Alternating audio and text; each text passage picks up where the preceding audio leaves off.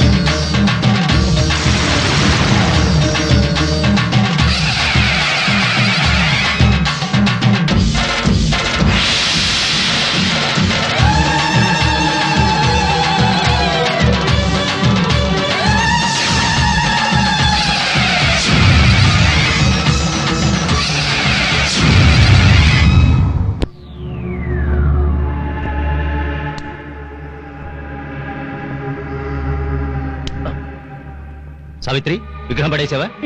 ఎక్కడ? కోనేట్లోనేగా? కాదు. మరి ఎక్కడ వేసానో చూపిస్తాను రా.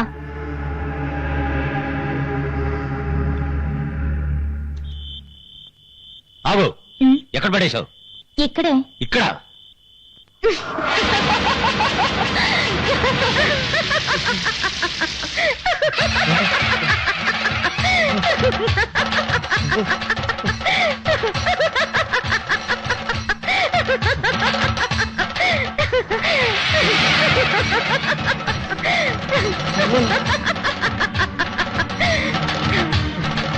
నేనే బహువేషధారిణి.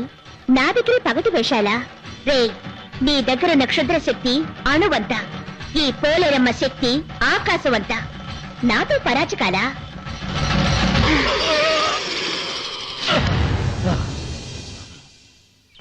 రోజు ఆ తల్లికి అంబలే ఇస్తున్నాను. నా ఆదాయం పెరిగిందంటే కోడిని కోసి దాంతో పాటు పొలం పెట్టాలి. ఎవరది? ఎవరో తెలియట్లేదే. అమ్మా, అమ్మా, అమ్మా, లేమ్మా. ఏమ్మా, నువ్వెవరమ్మా? చూడ్డానికి గొప్పింటి అమ్మాయిలా ఉన్నావు. ఇలా అనాథల పడినావంటమ్మా? నిజమే. ఇంకొద్ది రోజుల్లో ఆ పోలేరమ్మ నన్ను అనాథని చేస్తుంది. పోలేరమ్మ తల్లి? అవును. ఆమెకు మొండితనం ఎక్కువ. ఊర్లో ఉన్న పిల్లలందరినీ వదిలేసి నా బిడ్డ చుట్టూ తిరుగుతోంది. అదేమిటంటే వికట అట్టహాసం చేస్తోంది. ఏంటమ్మా ఏదేదో చెప్తున్నావు? జరిగింది చెప్పమ్మా.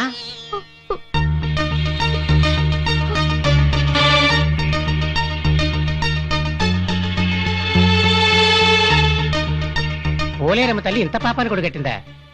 టీచర్గా వచ్చి ఇప్పుడు నా ఇంట్లోనే ఉంటుంది. నువ్వేం దిగులు పడకు.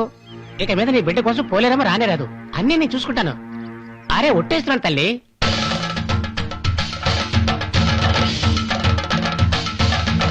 అయ్యో వేసానే. తెలియకుండా వేసేసానే, అయ్యయ్యో వేసేసానే. ఇప్పుడు ఎలాగా? నీకోసమే వెతుకుతున్నాను. ఆహా. హుండీ చేతిలో పెట్టుకొని ఇక్కడేం చేస్తున్నావు? హుండీ అంటేనే నాకు భయం వేస్తుందమ్మా. దాని వల్ల ఓ చిక్కొచ్చింది. ఏమిటి? అలవాటుగా నాకు వచ్చే ఆదాయంలో కొంత భాగం నీ హుండీలో వేస్తాను కదా. అవును. ఈ రోజు హుండీలో చిల్లర వేస్తున్నానా, నా వేలుకున్న ఉంగరం జారి హుండీలో పడిపోయింది. హుండీలో వేసింది నీకే కదా సొంతం. చెయ్యి జారిపడినా నువ్వే లాగేసుకుంటావు కదా. మా అమ్మ జ్ఞాపకార్థం పెట్టుకున్న ఉంగరం ఇక మీదట నాకు లేదు. ఇంతేగా విషయం. ఆ, దీనికి ఎందుకు దిగులు పడతావు? హుండీలో వేసింది నాకేగా చెందుతుంది. ఆ. అది నేను నీకు తిరిగిస్తాను. తీసుకో. చాలా సంతోషం తల్లి. నువ్వు మనసు పెడితే అన్ని సమస్యలు తీరిపోతాయి. కానీ ఇంకా ఏమిటి కాని? ఉంగరం తిరిగిచ్చేదానివి బిడ్డను కూడా తిరిగివచ్చు కదా. తల్లి తల్లి బిడ్డను వేరు చేయడం నీకు ధర్మమా? ఓ, అన్నీ తెలుసుకున్నావా? వీరదాసు, మనుషుల చేతులకి 1,00,000 కారణాలుండొచ్చు. కానీ ఈ పోలేరమ్మ చేతులకి ఒకే ఒక కారణమే ఉంటుంది. అది అందరి మంచికేనయ్యా. ఏది మంచి? బిడ్డ కన్నవాళ్ళది కాదు, నాదేనా నువ్వు అంటున్నావే, అది మంచిదా? ఒక తల్లి మనసును బాధ పెట్టేది దయ్యం అవుతుంది కానీ దేవత కాదు. చాలా ఆపు. జరిగింది, జరగబోయేది ఏది నీకు తెలియకూడదు. ఎందుకంటే అది దేవరహస్యం. ఏంటిది? నాకు తెలియకూడదా? పోయి పోయి నా ఇంట్లో నీకు చోటిచ్చాను చూడు, నన్ను అనుకోవాలి. నేను పస్తులుండి నీకు దండకు తిండి పెట్టినందుకు చెప్పుతో కొట్టుకోవాలి. ఆ, అలలలలలల. నన్ను క్షమించి తల్లి, నీ మనసు రాయి అయిందని నేను తెలియకపోయాను. నువ్వన్న దాంట్లో తప్పేవి లేదు. రాయిని, నేను రాయిని. ఒక తల్లిగా ఇక్కడికొచ్చాను. మీరే నన్ను రాయిని చేశారు. ఇక ఆ పాప విషయంలో ఏం జరిగినా నేను రాయిని.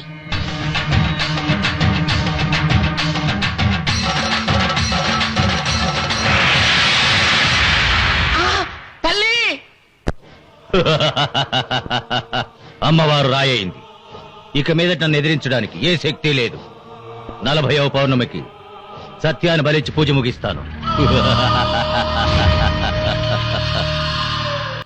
సావిత్రి, సావిత్రి, ఏమైంది సావిత్రి? ఎందుకు ఏడుస్తున్నా? ఏడవకుండా ఏం చేయమంటారు? నేను వద్దు వద్దని ఎంత చెప్పినా మీరే వెరకుండా అమ్మవారి బొమ్మని కోరిట్లో వేయమన్నారు. నేను వేశాను. దాంతో ఆ దేవుడి కోపం వచ్చి విస్తరూపేస్తుందండి. ఏంటి వాగుతున్నా? నేనెప్పుడు అమ్మారు బొమ్మను కోనేట్లో వేయమని చెప్పాను? నిజంగా మీరే వేయమని చెప్పారు. నేను నిజంగా చెప్తున్నాను, ఆ దేవత బొమ్మను నేను కోనేట్లో వేయమనలేదు. మీరు చెప్పలేదా? మరి మరి ఆ, ఆ, ఇప్పుడు అదేందండి? ఇదంతా ఆ మంత్రగాడి పని. వాడిని ఇంట్లో చేర్చకండి, వాడేవో మాయలు మంత్రాలు చేస్తున్నాడన్నా మీరు వెళ్ళలేదు.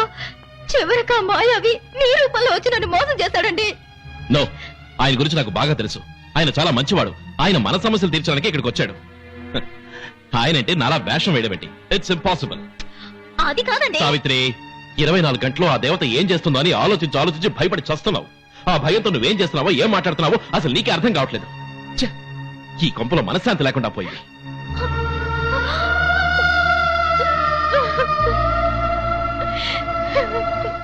రావే, నీ వల్ల ఈ సమస్యలని.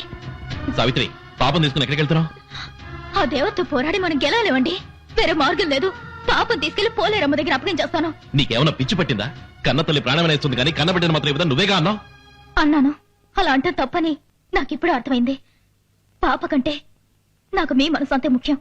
సావిత్రి, నువ్వే ఇలా మాట్లాడుతున్నావు? నేనే కాదు, నా పరిస్థితులు ఎవరున్నా ఇలాగే మాట్లాడతారు, ఇలాగే ప్రవర్తిస్తారు. దారదులండి. దయచేసి నేను చెప్పేది విను సావిత్రి, నువ్వు వెళ్ళొద్దు. అడ్డు రాకండి. అడ్డొస్తే నన్ను ప్రాణంతో చూడరు.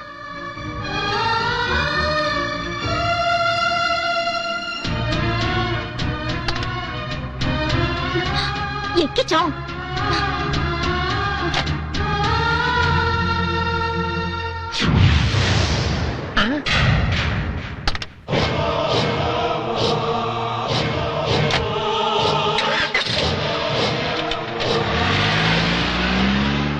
ఆరి దుర్మార్గుడా, ఇలా వేషాలు మార్చేస్తున్నాడేంటి?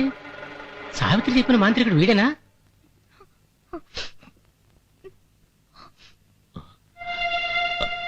సావిత్రి, నువ్వు పాపం తీసుకుని ఇప్పుడే కదా గుడికి వెళ్ళావు.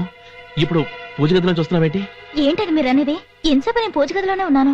లేదు, నువ్వు పాపం తీసుకుని బయటికి వెళ్ళడం నేను నా కళ్ళారా చూశాను. అమ్మా, లేదండి, నేను నువ్వు చెప్పిన మాంత్రికుడు నీ రూపంలో బిడ్డతో వచ్చాడమ్మా. కారు దగ్గరికి వచ్చేసరికి వాడు రూపానికి వచ్చాడమ్మా. సత్యాన్ని కారులో ఎత్తుకుపోతున్నాడు. అయ్యో, నేను చెప్పాను కదండి, ఆ రోజు మీ రూపంలో వచ్చిన మాయావి ఈ రోజు నా రూపంలో వచ్చి పాపం తీసుకుపోయాడు. ఇప్పుడే నాకు అర్థమైంది. నువ్వేం భయపడకు, నేను వెళ్ళి పాపం తీసుకొస్తాను. అమ్మా, ఇంత అన్యాయం జరుగుతుందని తెలియక నేను అమ్మవారిని రాయం చేశాను. నేను ఎలాగైనా వేడుకొని అమ్మవారిని తీసుకొస్తాను. నువ్వు గుడికెళ్ళి జ్యోతులు పూజ చెయ్యి. అమ్మవారి నీ బిడ్డను తప్పకుండా కాపాడుతుంది. వెళ్ళమ్మా, వెళ్ళు.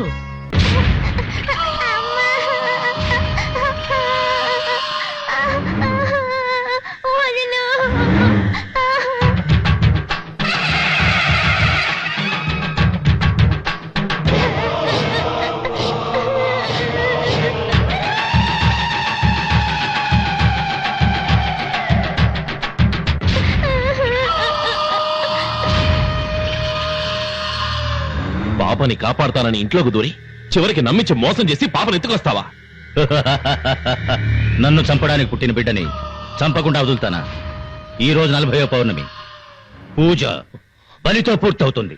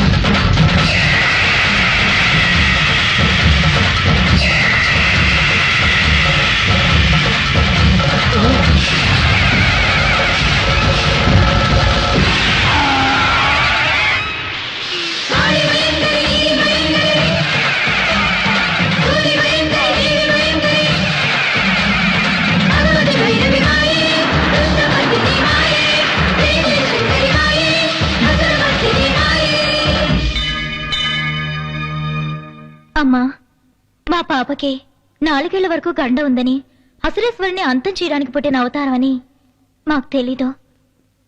ఆ దుష్టుడి నుంచి కాపాడడానికే మా పాప వెంట నీడలా ఉన్నామన్న విషయం మాకిప్పుడే అర్థమైంది. విధి దేవరహస్యం.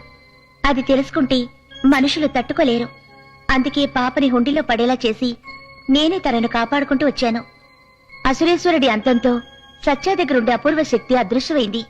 ఇక పైన ఈ బిడ్డ నీకేనమ్మా సొంతం. ఈ బిడ్డ నీ గుళ్ళోనే ఉండాలి. మా పాపని మనస్ఫూర్తిగా నీకు అప్పగిస్తున్నాను. ఇప్పటికైనా ఒప్పుకున్నావుగా, అది చాలు. నా గుడికి సొంతమైన ఈ బిడ్డని నేనే నీకు తిరిగిచ్చేస్తున్నాను.